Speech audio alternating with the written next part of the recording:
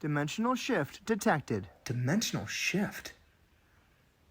What the hell is a Borg cube doing there? 3 of 7, this is John, Villain Support. You guys realize you're approaching Asteroid M, right? One of them is a guy named Magneto who controls magnetism. Wait, I don't care that that's what the Queen wants to do. You understand? Your entire cube is made of metal. Listen, don't attack the... I am going to have nightmares about that sound.